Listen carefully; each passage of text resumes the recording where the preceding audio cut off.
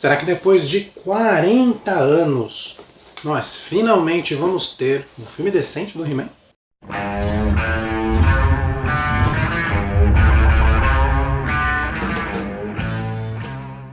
Salve galera, eu sou o Dan Falter e hoje nós vamos falar do trailer mais recente aí do filme sobre os mestres do universo, popularmente conhecido por nós aqui como He-Man. Eu resolvi falar desse trailer em específico mesmo antes do filme sair, coisa que eu costumo não fazer, por dois motivos muito importantes. O primeiro, como vocês podem ver aqui, pelo menos pela minha estante, é que eu sou sim um grande fã de He-Man, então eu estou muito empolgado para ver esse filme. E o segundo é que esse trailer gerou uma movimentação muito maior do que eu estava esperando. Eu sempre imaginei He-Man ali preso numa pequena bolha, mas esse filme parece ter dado uma furadinha nessa bolha e tem chegado a muitas pessoas. Então, como eu também vi muita gente falando bastante bobagem sobre esse trailer, eu resolvi dar aí os meus pontos para vocês. E primeiramente a gente vai dar uma analisada no trailer em si para tentar descobrir qual vai ser a história desse filme. E de cara a gente entende que provavelmente o reino ali de Eternia foi atacado pelo esqueleto e por seus capangas, e aí a rainha Marlena e o rei Randor decidiram mandar por algum motivo o príncipe Adam para longe, já que ele talvez fosse o objetivo do esqueleto. E provavelmente essa é a justificativa para que a gente veja o Adam ali na Terra e não em Eternia. E você já deve estar pensando, puxa Daniel, mais outro filme do He-Man que vai se passar na Terra, né? O primeiro, lá de 89, foi um fracasso, mas eu acredito que esse, apesar de ter essa passagem na Terra, vai conseguir ser um pouquinho melhor.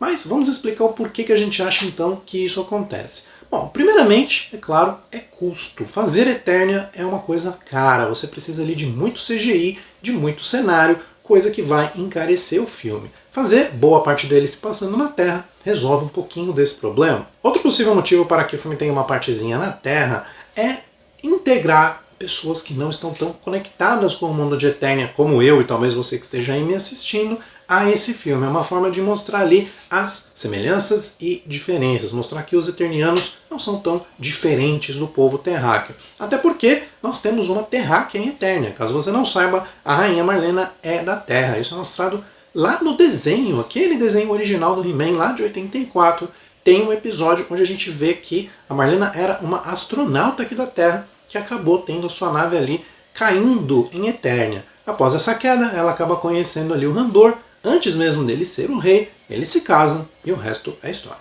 Então o trailer mostra pra gente que o Adam está exilado aqui na Terra por algum motivo, mas ele não está ali se sentindo muito bem, ele sente ali falta de alguma coisa, ele sente falta da espada. Então a primeira parte do filme aparentemente vai mostrar o Adam em busca ali da espada.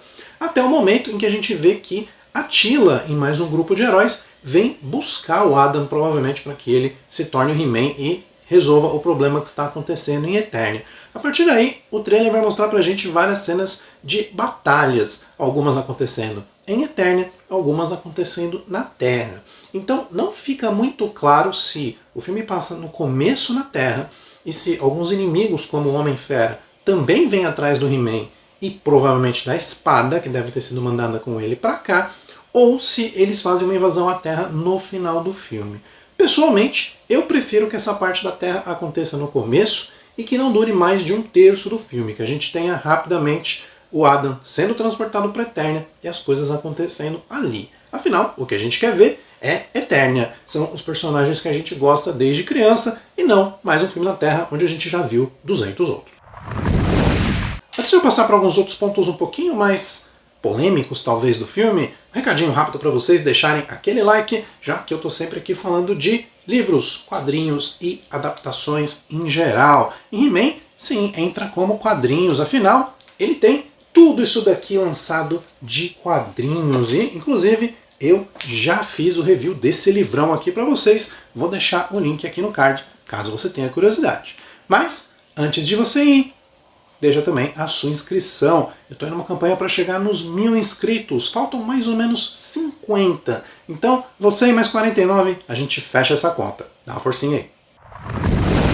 Passando então para alguns pontos talvez um pouquinho mais polêmicos, eu quero falar sobre a aparência dos personagens. Quando Quando a gente vai fazer uma adaptação para live action, a gente precisa fazer adaptações. E nessas adaptações podem acontecer alguns crimes aí contra os personagens originais.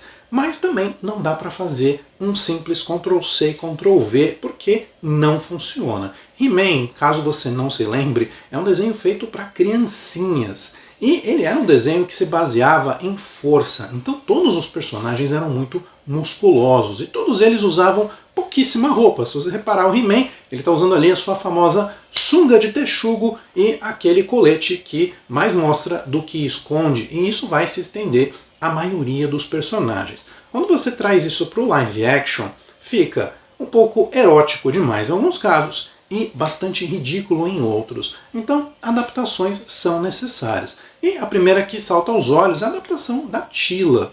Algumas pessoas estão reclamando que a Teela está usando calças. E isso cai naquilo que eu falei. Colocar a moça ali usando um maiô no meio da batalha soa um pouco estranho. Poderia ficar ok num desenho animado da década de 80, mas no live action fica esquisito. Então, o que a gente viu foi uma adaptação que mantém os elementos da personagem. Nós temos ali uma atriz que tem uma boa semelhança com a personagem e a roupa dela tem ali a combinação de branco e dourado, que é bastante característica. Outra coisa legal que o trailer não mostrou, mas que a gente acabou sabendo através da revelação da linha de brinquedos que vai vir para esse filme, é que a Teela não vai estar o tempo inteiro com o seu cabelo solto. Então, em algum momento do filme, ela vai estar ali com aquele coque e com aquela tiara. Pode ser um momento curto do filme, mas pela action figure deu pra gente ver que sim, isso vai acontecer. Então, quando a gente fala de adaptações, acho que é importante a gente conseguir adaptar sem estragar o original e sem também descaracterizar muito. Parece que, pelo menos com a Teela, isso funcionou bem. Outra polêmica é com a transformação ali do mentor em um personagem afro-americano, negro, chame como você quiser. Bom, eu não gosto quando a gente muda personagens apenas para aparecer, mas quando a gente faz isso por um motivo de inclusão, eu acho louvável, e é o que me parece ter acontecido aqui. A gente vê que em alguns filmes, em algumas séries, o pessoal pega ali o protagonista ou algum personagem onde a cor da pele às vezes é muito característica e troca. E troca porque sabe que isso vai causar polêmica. Aqui no filme do He-Man não me pareceu isso. Essa troca pareceu ali uma forma de gerar uma inclusão, sim. Afinal, existem no nosso mundo pessoas de várias etnias e por que não representá-las um pouquinho mais. O mentor é um cara que tem uma característica muito importante, que é o seu bigode. E sim, apesar de haver ali uma controvérsia no lançamento da primeira action figure que veio sem o bigode, isso acabou sendo muito característico, principalmente por causa do desenho.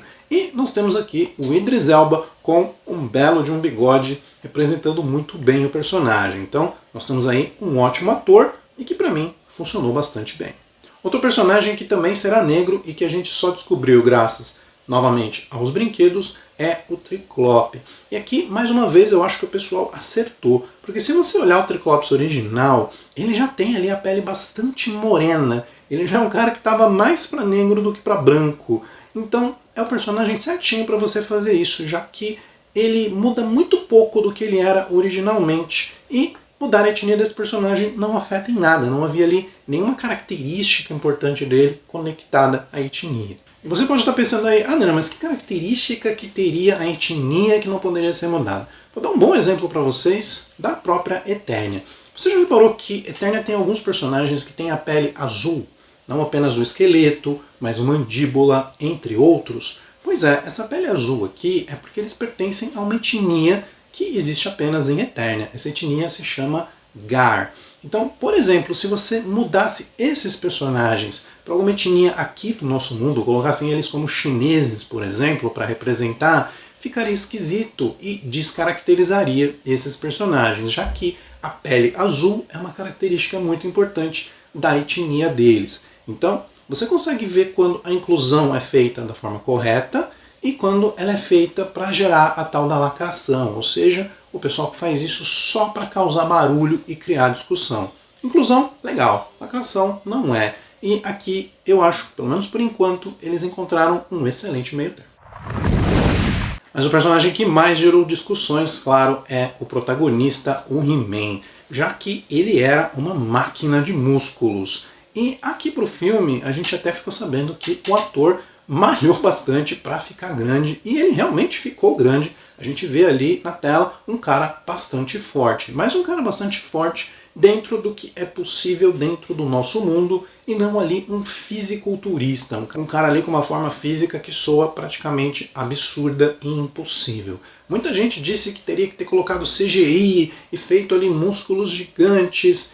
Eu acho que, sinceramente, para tudo o que o filme está mostrando, é melhor ter feito por esse caminho. Então, eu acho que não precisava daquele He-Man gigante. Eu vi muitas pessoas chamando o He-Man de frango, de franguinho. Acho isso muito infantil, é um pouco triste ver um monte de marmanjo de 40, 50 anos reclamando aí de falta de músculos em um ator. Se você está descontente com o seu shape, vai na academia, malha e fica daquele tamanho. Agora fica reclamando do shape dos outros, parece uma coisa muito boba, muito infantil, muito imatura. Eu estou plenamente satisfeito, eu acho que o visual está bem próximo ao original, o mais importante são as outras características, a espada está igualzinha. E, como eu vi num outro vídeo, cito aqui o Gaveta, ele comentou no vídeo dele sobre esse trailer que a força que o He-Man tem não é necessariamente oriunda dos seus músculos, mas sim de mágica. Então ele recebe o poder ali através da espada que canaliza de Grayskull para ele. Então ele não precisa ter ali muitos músculos para fazer esses atos aí de força. Então, para mim, todas as mudanças de aparência aqui estão, pelo menos até agora, aprovadas. Outro detalhe do trailer que gerou uma enorme polêmica, e para mim talvez uma polêmica desnecessária, já que a gente vai estar julgando a coisa sem saber o que ela realmente é. É como você julgar ali um prato pela foto sem ter saboreado a refeição. Mas vamos falar disso então. Quando o He-Man é mostrado aqui no nosso mundo, ali como Adam, é mostrado ali ele num escritório. E é mostrada ali uma plaquinha com os pronomes he/him. Algo como ele e dele em inglês. E muitas pessoas já ficaram ali insanas na internet dizendo que isso daí era um apelo aí a certas agendas. E eu achei que é justamente o contrário. Porque, claramente, quando o He-Man está ali no nosso mundo, é mostrado que ele está deslocado, que ele é um guerreiro preso ali na pele de uma pessoa comum. E nada mais comum e restritivo do que uma mesa de escritório. E aqueles pronomes ali ainda mostram o quão ridículo é a fase atual que o He-Man está. Além, é claro, do He ser uma clara piscadela para você que sabe que o personagem é o He-Man. Então, na minha opinião, o pessoal está fazendo escândalo aqui por nada. Isso é provavelmente uma tiração de sarro, na verdade, com essa bobagem toda aí de dizer quais são os seus pronomes, já que isso é muito imaturo, infantil e ridículo mais uma vez. Então, para mim, o filme está fazendo uma piada. Ah, Daniel, mas e se não for? Se não for, a gente fala mal depois. Falar mal antes talvez seja aí uma perda de tempo. Outra coisa que eu vi muito o pessoal comentar é sobre a quantidade de personagens que aparecem e a quantidade de personagens que não aparecem. Bom, a gente já sabe que vai ter um bom grupo de heróis e vilões clássicos aí, além, é claro, da feiticeira, do rei e da rainha, do gato guerreiro. Então a gente sabe que estaremos muito bem servidos. Ao mesmo tempo, a gente sabe que não vão aparecer todos os personagens, até porque isso seria, número 1, impossível, número 2, atrapalharia o andamento do filme.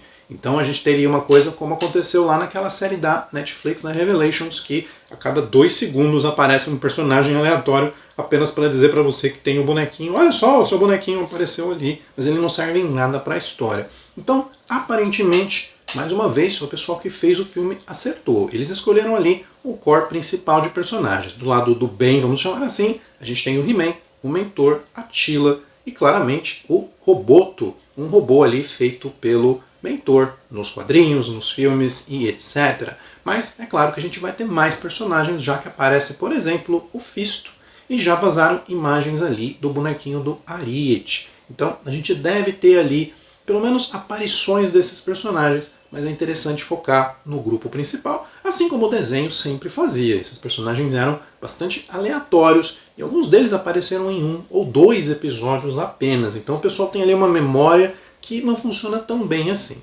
Do lado do mal, também, a gente tem o grupo mais clássico, composto ali pelo próprio Esqueleto, pelo Mandíbula, Homem-Fera e Maligna, além do Triclops, que não vi no trailer, mas descobri que existe através dos bonequinhos. E claro, muitas pessoas começaram a falar dos personagens que faltaram, e eu acho que há duas personagens que faltaram, vamos dizer assim, mas que talvez estejam bem escondidos. Vai que esse trailer não mostrou tudo. O primeiro deles, obviamente, é o Gorpo. Se você é fã de He-Man através dos desenhos, você com certeza viu o Gorpo. Esse sim, um personagem muito recorrente, presente em praticamente todos os episódios. É muito provável que o Gorpo esteja sim no filme, mas não tenha provavelmente uma participação muito grande, já que para fazer o Gorpo provavelmente será necessário usar CGI. Então, esse é um personagem que deve aparecer ali em alguns momentos para dar aquela piscadela para o público, mas eu não acho que ele vai fazer parte da história. Até porque o tom do filme parece ser um pouco mais engraçadinho no começo, mas depois parece partir um pouquinho mais para a ação.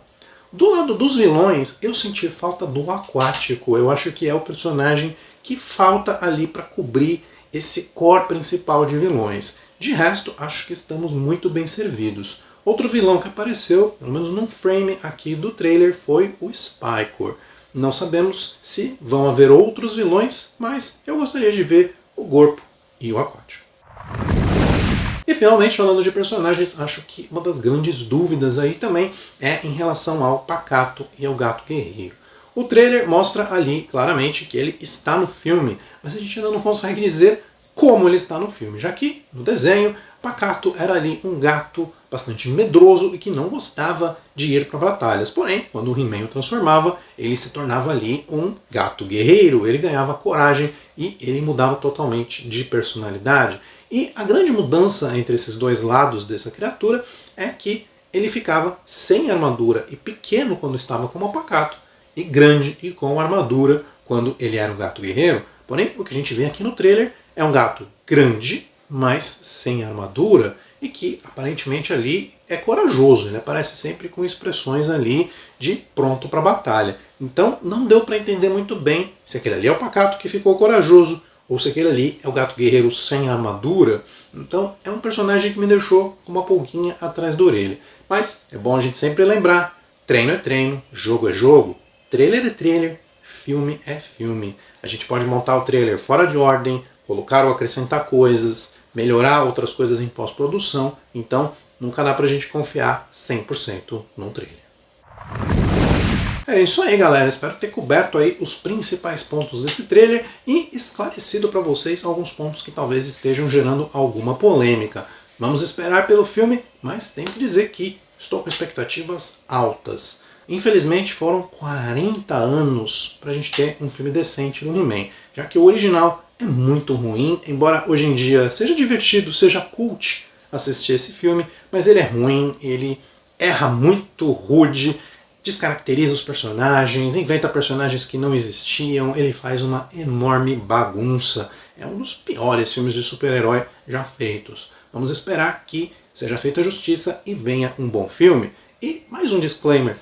É importante pensar que esse daqui é um filme infanto-juvenil. Por mais que ele apele para a nostalgia de pessoas adultas, ele é um filme que vai pegar ali o estilo das crianças. E já é louvável a gente ver que vai ter luta, que os personagens estão carregando inclusive armas. Essa é uma coisa que eu sempre achei esquisito, porque tendo os bonequinhos, eu sempre reparei, somente de criança, que todos eles vinham ali com armas, espadas e bestas e pistolas, mas no desenho eles praticamente não trocavam um soco.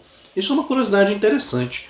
Quando o desenho do He-Man saiu, os Estados Unidos passavam ali por um burburinho de pais e mães reclamando da violência que era mostrada para as crianças ali nos quadrinhos e desenhos animados. Na cabeça ingênua deles, eles achavam que o problema das pessoas violentas vinha delas serem expostas à violência por causa de um desenho ou de um gibi. Então o He-Man pegou isso bem ali na pior fase e o desenho foi todo aliviado. Você pode reparar que o He-Man praticamente nunca bate no esqueleto. Ele não chega a dar um soco sequer no esqueleto. Ele resolve quase tudo atirando pedras, fazendo rolamento, saindo de montanhas e por aí vai. Então a gente vai ter sim combate finalmente aqui. Mas não espere nada adulto ou filosófico. Ainda é um filme de super-heróis, do bem contra o mal, de uma fantasia. Então calma, gente, vamos analisar isso aqui como aquilo que ele é. Um filme para crianças e adolescentes, mas com uma forte nostalgia para adultos como nós. E claro, antes de eu ir embora, deixa aí a sua opinião. Você viu o trailer? Você está excitado para ver esse filme? Você vai ver no cinema? Coloca tudo aí nos comentários, beleza? Grande abraço a todos e até o próximo vídeo.